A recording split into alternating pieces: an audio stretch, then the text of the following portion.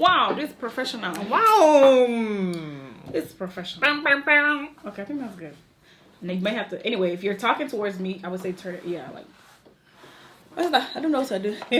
Anyway, so please, you're not welcome because it's like we are trying these things. Struggle this.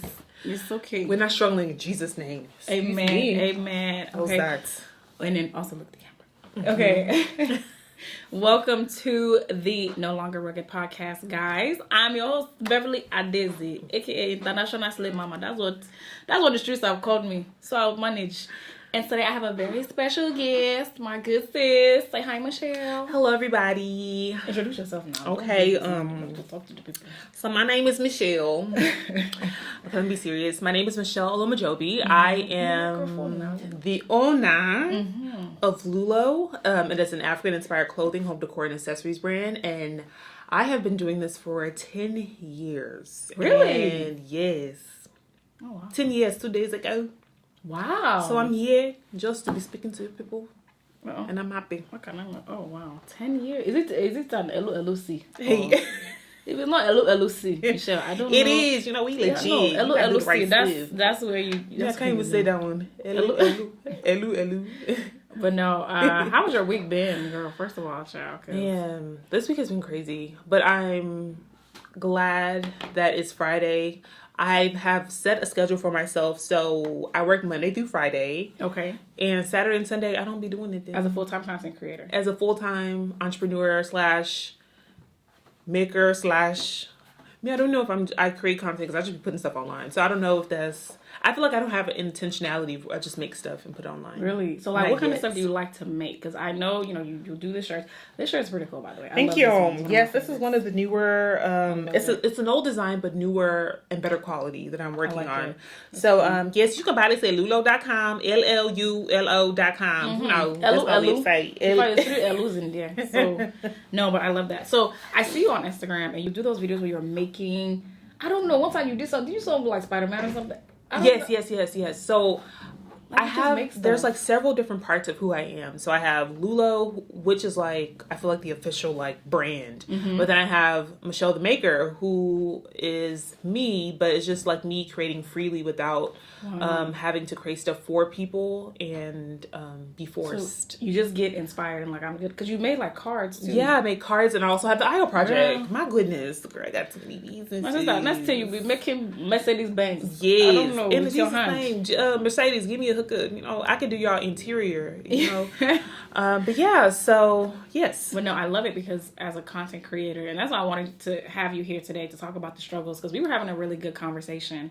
We're talking about just like, I don't know, procrastinating and like imposter syndrome. What causes us to procrastinate, even though we know we have like a certain gift, or we know that, okay, like God has given us a vision, but yet we're procrastinating, we're spending time scrolling as opposed to actually doing what we're supposed to do. I think for me, as I've grown, especially, so I'm side hustle queen. I'll be doing side hustles just to give me a little extra bread. So no, maybe, because at this point, I'm just kidding. So October to December, I had a side hustle at the mall. Oh, wow. And I was working full time. Like, I only had Sunday and Monday off. Okay. So as I was standing at the pop-up, it was a pop-up for a brand, and I was standing there, and I was like, I feel like God convicted me. The Holy Spirit was like, girl, you've been wasting time all these years. That was your seasonal, holiday job. Wow. Yeah, seasonal holiday job from October to December. And I almost started crying because I started thinking about the people who have 9-to-5s, who have families. I don't have any of those things. Right. But yet I feel like I wasn't accomplishing or hitting my goals because I felt like I had time. And I feel like when you feel like you have time, it is like, what's the word I'm looking for? It's another version of pride. Like, you think you have control over your life or your time in some aspects. So I'll do it tomorrow. I'll do it later. Right. When we actually don't. We literally don't know what tomorrow holds. So do you struggle with a fear of failure more than a fear of success? Or would you say they're kind of equal?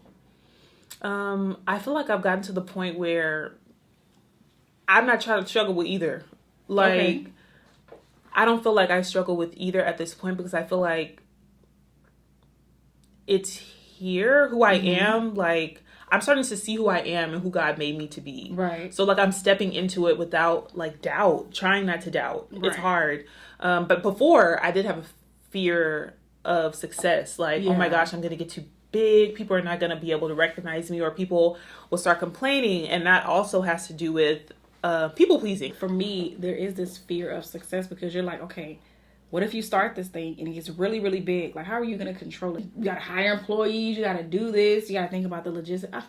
It's too much, my sister. I don't know. But with that comes teams. Like, people get teams. People get interns. Starting off, there's some college students that would, like, look at you and be like, oh, my gosh, I want to work with her just to see what she does. Mm-hmm. So I think now I'm in the process of looking at my processes. Okay. So if I do add someone to my team, it's not this confusion like, what you doing today? What am I doing today? Mm-hmm. So if I have like you now, like you wake up, you're doing a podcast today. So say if you had an intern, the intern would be sitting right here, like getting a little behind the scenes or whatever. Do you find it hard delegating? Like, yes.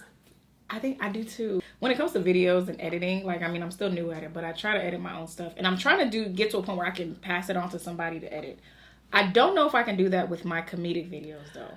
Because they're not going to know where. So I think that one I'll kind of hold for myself.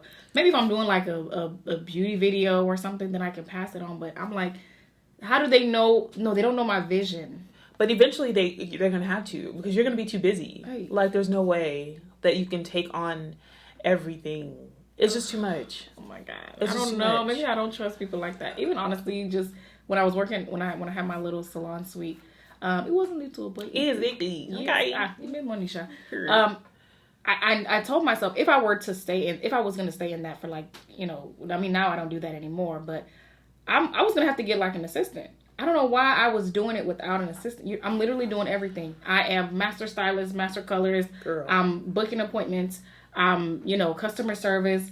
I'm like, that's a lot. And that's probably why I got burnt out, to be honest with you. So I don't know. I don't know, man. I want to do better, because for the past 10 years, I've been sewing all this stuff. So when people realize that, at one point I wasn't talking about, I couldn't even say the name of my business. I couldn't say Llulo because I was tired.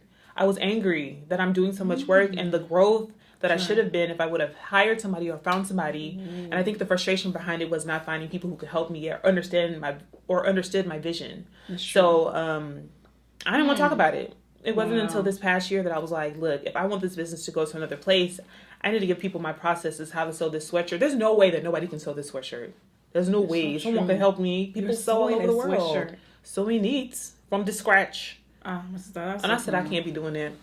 I think, but I do think though, before you start to pass it on, you have to know how to, like, I can't just, like, right now, I don't know how to podcast edit. I don't know. I'm going to figure it out sometime this week, but I can't just pass it on. I feel like I have to know how it works. So even if I plan on passing on my videos to somebody else, I still have Final Cut Pro just in case they miss something I can add. You know what I'm saying? I just can't, you have to know the basics. That's like, for me, a good business owner, you know the basics of how that business works. So if one of your employees go, you can kind of take over. Yeah, it's important. But for me, like in the industry that I am in, sending something to someone, they need a technical pack. So the technical pack includes like me sending a design, right? How many inches the Africa should go, how many, what the length of the sleeves, like all that. It is a lot, but they can take it because they have the capability and the power to do all not necessarily power, but they can do what they need to do versus me sewing, because absolutely not. We were talking about being content creators, and some of these content creators, some of these big ones, I mean, unless you're like maybe the Patricia Bright, the Jackie Aina, there's some people that have a decent following, but they're not really making, they're lowballing themselves. Right. And then there's some people that have less followers. I think you were talking about a girl that had like maybe 22K or something, and she made, $100,000? Yeah, she sure did. Just from content? Just from content creating. She doesn't have a 9-to-5. So I think putting yourself out there is also important, because I'm also a very private person. So having to put myself out on social media means that I'm opening a potential door to people knowing more about my life. Okay. Or things that I don't want to share. But I know you can put what you want out there, but people are nosy. That's true. I don't know. The internet just, I'm sure you've had people be like, or ask you questions that are weird. And you're just like, why are you asking me that? Weird, but not like super, super personal. But then I also don't put like for me, it makes, if it's something that's going to encourage somebody, I'm going to put it out there. it's not every day that people need to know, oh, did I go on a date or did I do the, no. And then I know some people, they have like their own, maybe they'll have a large following and they'll have a private Instagram account. Right. I don't know. Would you do that? No. That's a lot of pages. If you have my number, you probably are somebody that I've known for a long period of time. Right. Or no. That's too much work. It is. Then I'll post on the business Instagram, then be posting for my friends, hey girls, or guys much. I went out with. No, I don't know if I can. I don't have that time. Like, man, there's so much money to be made on social media, but you got to work it right. And I've noticed that, you know, especially Black content creators, anyway, I'm new to this, so I would say this is like I started full-time content creation when I moved to Colombia. And I'm still even learning stuff, but at least now I know, okay, boom, this is what it is. And at the end of the day, you're paying for somebody's gift and their time.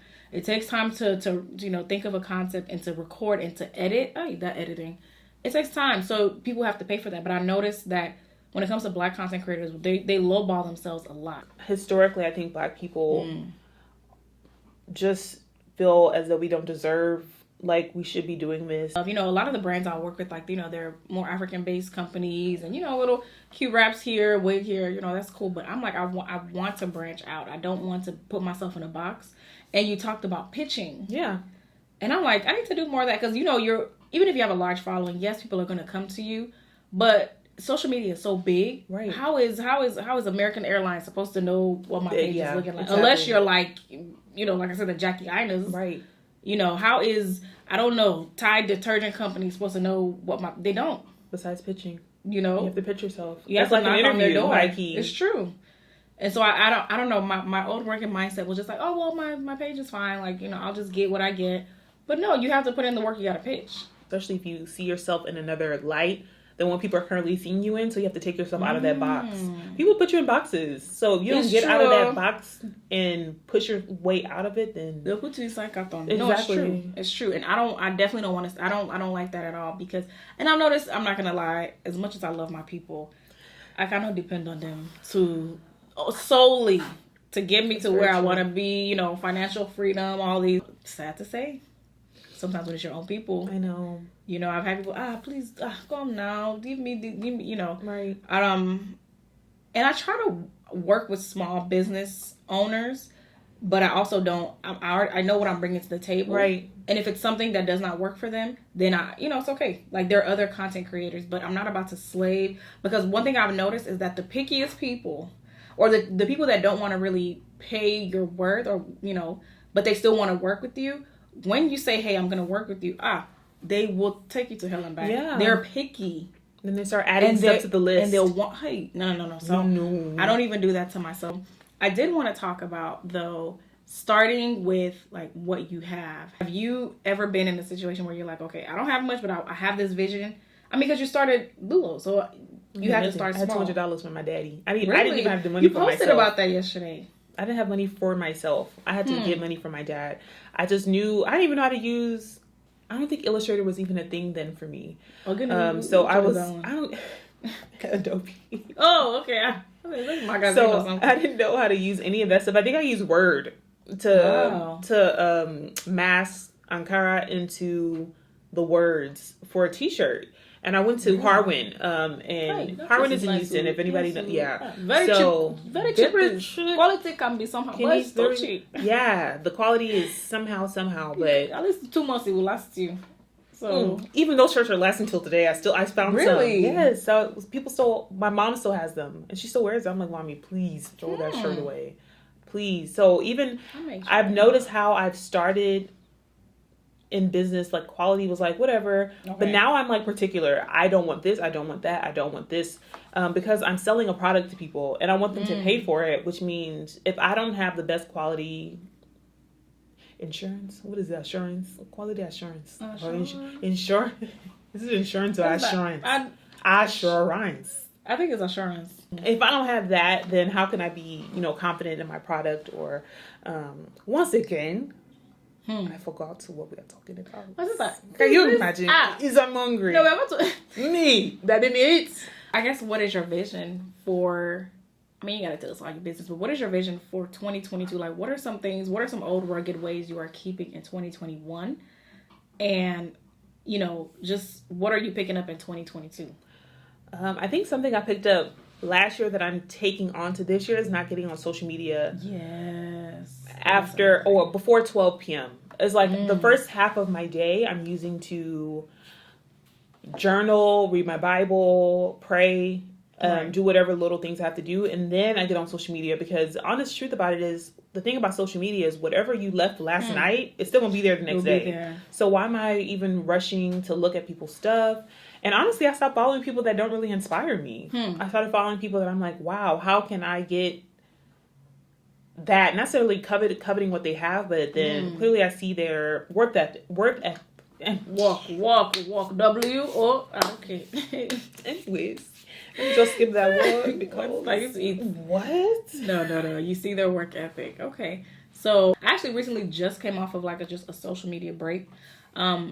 And it was just refreshing. And I feel like the more you're off of it, when you get back on, you're not really as enticed by it. But then at the same time, it starts creeping back up. It does. It creeps back up to the point where you're scrolling. I think they call it doom scrolling.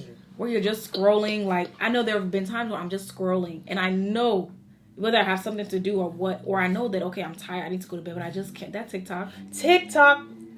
I couldn't even download TikTok on my phone because I said you're not gonna have me in a chokehold. Really? I was only on my iPad and I barely get on my iPad. It can be so addicting. If you've ever been on there, they'll have this person come in. They'll be like, "Hey," he'll jump and he'll be like, "Hold up, I know you've been scrolling for." That's how I know it's time. Yeah, that one day I was there for. Sometimes I'll see him. 2 hours. Sometimes I'll see him. I was like, "Okay, good, get out." I'm watching my videos. No, when he's there, I said it's time to go, Michelle. No, you have got to go. I'm actually glad that they put that there because I don't think. What a beautiful. TikTok cares about people. No, they don't. I don't think that's the case. But at least I think they do it to look more maybe humane or whatever. Right. But that's scrolling. I think this year I want to be more of a producer on social media than a consumer. Right. It's good to consume every now, little things. We're still human. Sometimes you just want to relax. It's not every day be publishing content. But I think I just want to be wise with it and it's hard because now a lot of what I do is social media. I like to do engaging conversations, so it requires me to reply, but I don't want it to be an all day thing. So I don't know how I'm gonna structure that. Maybe I might do the 12 p.m. thing, or maybe I'll make it 11 a.m. or something. I don't know. But it's tough. It was tough for me at first. I'm like, dang, I don't get on social media in the morning, post in the morning. But the honest truth is, like I said before, social media gonna be there. Nothing can change it. Do you follow a lot of people that do the same thing you do? A lot of creatives? Do you ever feel like you're comparing yourself? Or you feel like, okay, these are the people that inspire me? So currently I started following women that inspire me. African, and they all happen to be African women. These designers that are beautiful. They create work in spaces and places that don't seem like they should be there. And I think that's where I want to do with Africa. African inspired things or African things are never seen in a minimal light. Okay. They're always seen kind of jumbled together. And if someone wears dashiki, I beg, burn it. I'm tired of dashikis. Why? Because people assume that is African and it's not. I think I saw a post the other day. It was traditional wear for a man. And somebody asked the question, this is dashiki. No, it's not a dashiki. It really makes me upset. Please throw the dashiki away. There's more to Africa.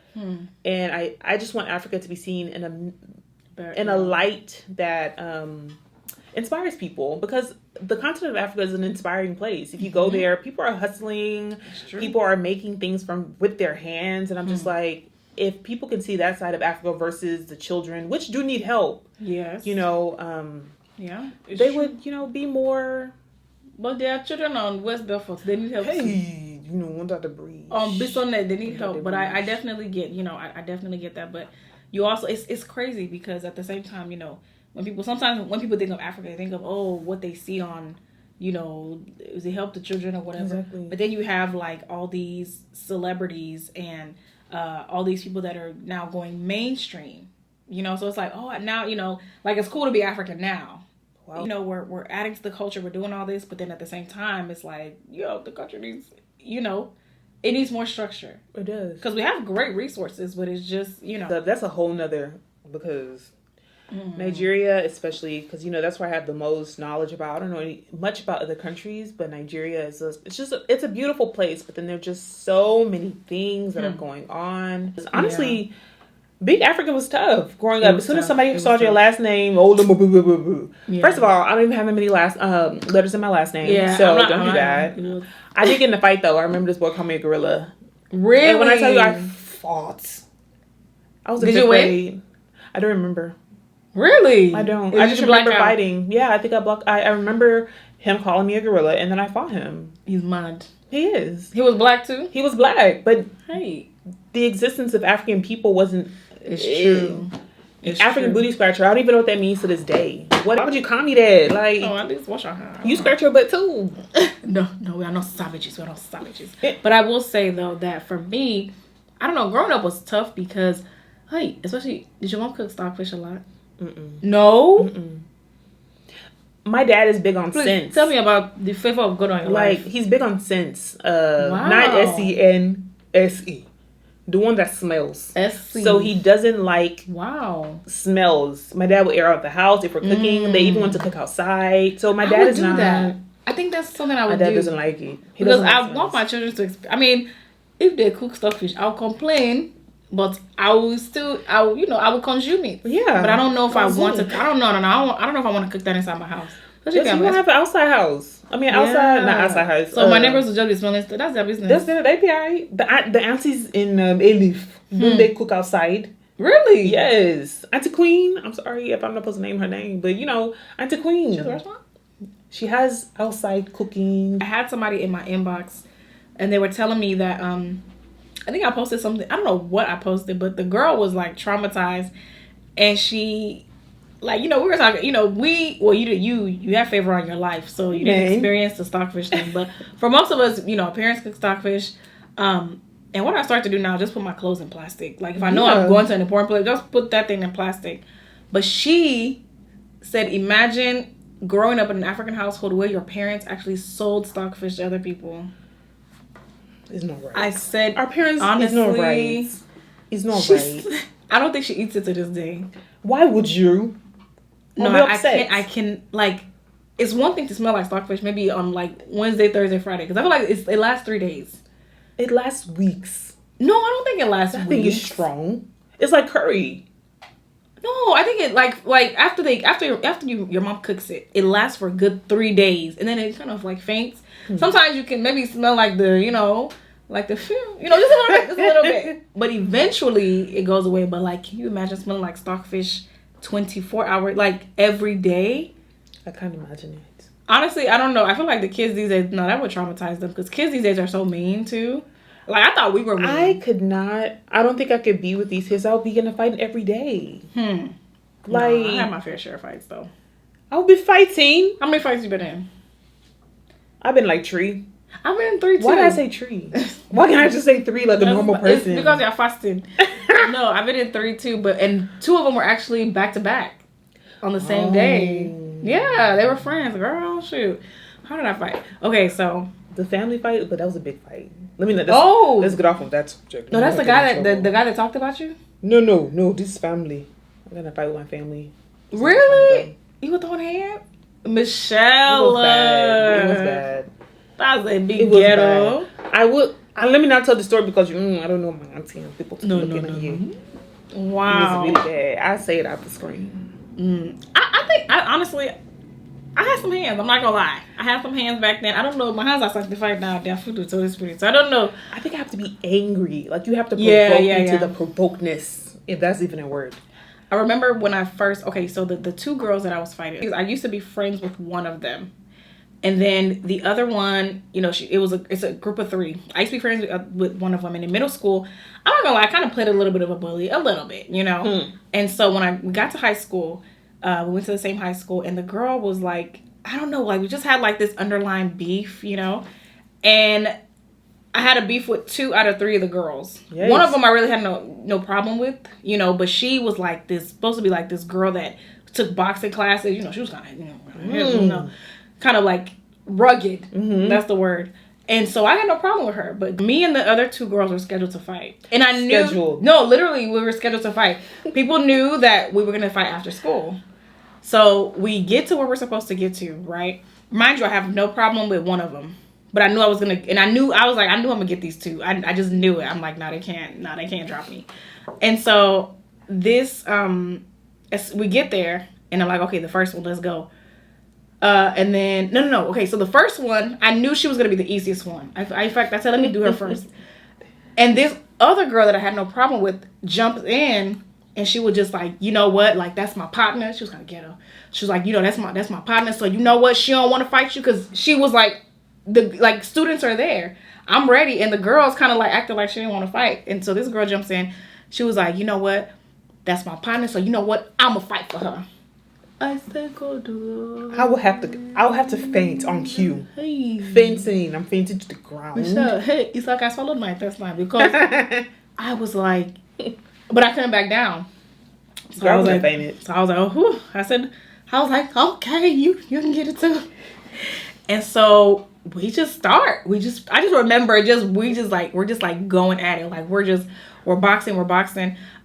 My best friend at the time I think she was like sitting, like she was on like a fence. I don't know, like, huh? She can come help. Well, no, because you don't want to jump. I don't want to. It's true. It's no, I don't like jumping. That's ghetto. If you're gonna fight one-on-one. No, don't jump. But so we're fighting, and then I just remember we just going at it, right? Because you know when you're in the middle of a fight, you don't really feel anything. You're just going because the adrenaline. And I remember her piercing was bleeding. Hey. She was Hispanic. Her piercing was bleeding, and I was just like, I didn't know what happened. And so my best friend, she was like, girl, you beat up Alexis. I said, what's it like the glory of God? Because I didn't think I would make it. Girl, let me find that you was in the street. You know, fighting people. I was like, okay. Now, mind you, that's fight number 1. Oh. We still have the other one on the books. Not scheduled. This girl. So we walked to the bayou, and now I'm fighting. This is the girl that I've known since middle school. And we just, and you know, she put up a good one. She did. But you know, try to what prevailed. No, I'm just kidding. Please, if y'all want to do something. No, but I just remember like we were by the bayou, and I just remember it was really the big thud on the ground that like kind of sealed the deal. I was like, dang, I'm kind of strong. Thud. It was a thud. I think I don't know if I grabbed her shirt or something. It was a thud on the ground, but I ended up being the heavyweight champion. Wow. 2 fights in a day. And so the next day at school, somebody had told the assistant principal, what was his name? Mr. Thompson. Oh, he passed away. I think he passed away last year. He was such a nice guy. And he called me into his office, and he was like, because they had already been there earlier. He called me into his office. He was like, did you fought these, y'all had a fight? And I was like, yeah, but like we were, explaining myself. And he was like, and so he was, because they had bruises. One was Hispanic, one was, she was biracial. So you could see their bruises more. I think I only had like something small right here. And so from then on, like he would like kind of low-key call me. He called me Muhammad. Like that was my name from then on. He told my dad and everything. You know what's crazy? Even though, African parents, if you get in fights, they don't want that. But I feel like they still want to know that you can defend yourself. It's important. And, so every now and then my dad will bring up that fight to my little brother. Like he was like, even your sister, even when she fought 2 people, and she like it's almost like it's a pride thing for her. But anyway, all is well. And I'm glad you left your boxing gloves behind. Yeah, and you know what? Me and the girls actually ended up being like cordial. I actually even did the second one with the thud. I did her hair. With the thud. I did her hair. Song. I did no. I did her hair. I think like what was it, like maybe like 2 years ago? I did her hair, and so I'm sure I can never see you again. If you pick me up, I'm not coming back. We're teenagers, we're kids. Hey. And the big one, the one that was supposed to be like the alleged boxer, she was like, I guess she heard that, people were saying that I won. She was just like, people are saying that, you're talking about you won, so we can have a rematch.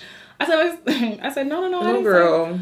I beat you once. You think I was stupid enough to come and fight you again? I may not win. Coming in, getting. I may not win the second time. No, it's okay. I'll take my championship. Well, they do that in the prison. They don't do that in real life today. What? Razors under their tongue? That's in the prison. Girl, she probably had a few. I don't know. She was kind of wrecky, girl. But anyway, God has delivered us, and we are good. How do we go from content to talk about stockfish and fish? I don't know. I don't know. But anyway, do you have any final thoughts, any words of encouragement for like creatives and content creators? People that are in... No, be encouraging to people, because as you're encouraging them, you're encouraging yourself. I think one thing that is important is remembering who you are, that you bring something different and unique everybody's different. So I think just in let me don't forget what I was gonna say. Hey, good. We're gonna pray for this amnesia. No, let me be serious. Whatever. Okay. I think God has put each and every one of us on this earth for a reason. Mm-hmm. Once you find that reason, like dig deep into it and keep creating, because somebody wants what you have, no matter where you are with industry. Somebody's looking to you for a laugh. Like, I think I remember one person telling me, imagine you procrastinating and somebody needed you that day that's struggling with depression, and you didn't show up for yourself to show up for somebody else. Right. So after that, it changed my mentality to just be like, I got stuff. And now my mentality is, I'm pouring out anything, any gift, talent that God has given me before I die, because, God forbid it be today or tomorrow, God, or anytime soon. I'm going to be old. I'm going to hit the Betty White. So, I'm pouring out. That's what I want to live a life that people look back and be like, wow, Michele did this, or I remember her as this, and be happy. I don't want people to be sad, or although I may not be here physically, but I just want people to dream. Like, dreams are, God is so beautiful to give us these things, and I think if we stop putting him in a box, we'll And I also think, like you said, it's beautiful to dream. And wouldn't it be nice to encourage younger kids, whether it's like those like in the hood or, in Africa and different countries, encourage them to be creators as well. Because I think sometimes we kind of put kids on this one track, okay, do this, which, I get, because there's some kids that are gifted in that, but some are creative. Some can really draw like no man's business. Exactly.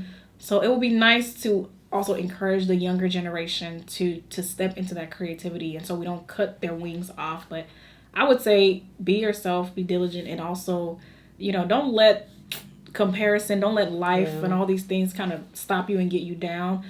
Do the work. There are people, let me tell you, the work that you're wasting time doing, there are people that they don't even have as many, whether it's followers or influence or equipment, using an iPhone. Or talent. Yeah. Or talent. But they're doing it, because I feel like talent is important, but hard work, to me, it trumps talent. Yep. So if you have both, stop playing and use your gift. Do your thing. But I'm going to wrap it up right there. Thank you guys for tuning into the No Longer Rugged podcast. We've told you our old rugged ways of thinking, old rugged ways of fighting, old rugged ways of having stockfish scents. We're no longer doing that one. So, Michele, tell the people, where can they find you? Well, you can find me on Instagram at Michejobi, MiChelleJobi, or the IO Project, or Llulo, Llulo, and I'll be there creating in some way, shape, or form.